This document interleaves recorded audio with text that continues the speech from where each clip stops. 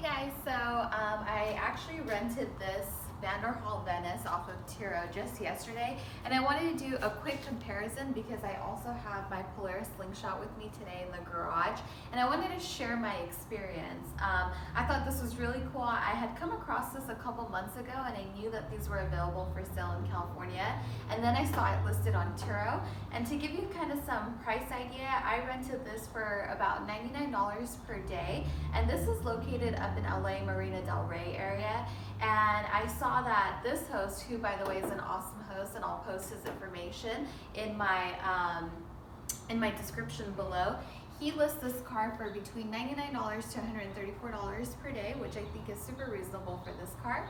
And to give you an idea, I'm here in Orange County, and I list my Polaris for $67 to $134 per day, just kind of depending on the season and whether it's a weekday or a weekend. So I wanted to describe my experience to you guys. I absolutely so far have loved this car. And this is again called the Vanderhall Venice, and they're sold here in California. There's a dealership in Inglewood. So I'm actually thinking about buying one, and I would love to get some feedback from you guys and your questions about this car. So if you've heard of this, or if you've heard of the Polaris, this will be a good sort of comparison. Now, some things just off the bat that are a little different about the two cars that you can feel right away when you're driving it is that the Polaris is a rear wheel drive, and the Vanderhall Venice is a front wheel drive, and you totally feel the difference. And I prefer the front wheel drive. I feel like it's way more of a comfortable ride. You can go a lot further in this car, in my opinion, than you can in this car.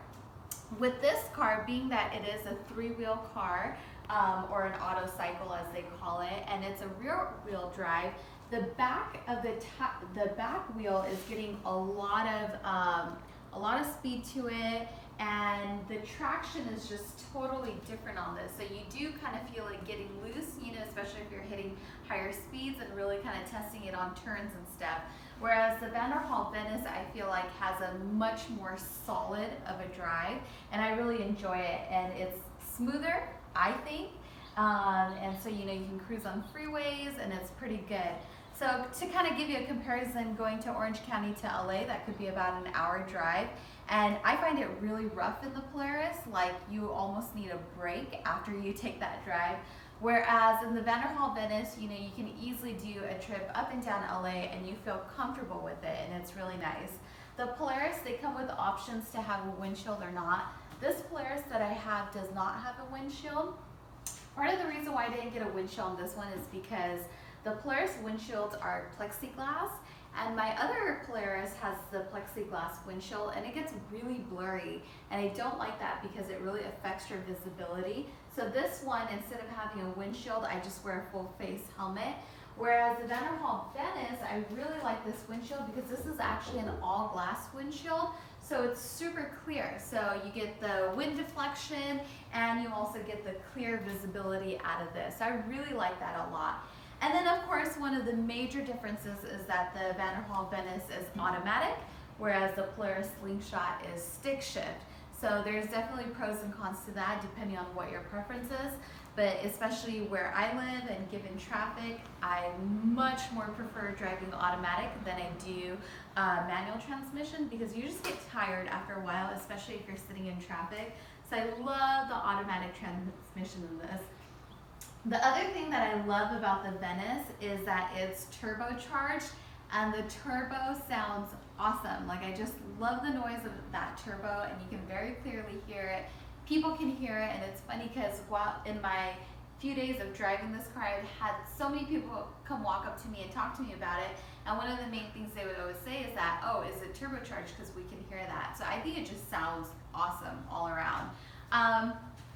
The few things that I kind of didn't like, that I found a little bit difficult with the Venice, is one is that it's really hard to get in and out of the car. So if you see right here, there's not really like a good platform to get in and out. You can see how the seat is perched up right here, and even if I do push it back, so I'm a little bit shorter, so I drive pretty close to the seat. To get in the car, I always have to adjust it, but even when I adjust it, the steering wheel is still in the way. So, and I really try to avoid having to step on the seat to get in, but I can imagine that a lot of people would have to do that, especially if you're somebody taller. It's way hard to get in.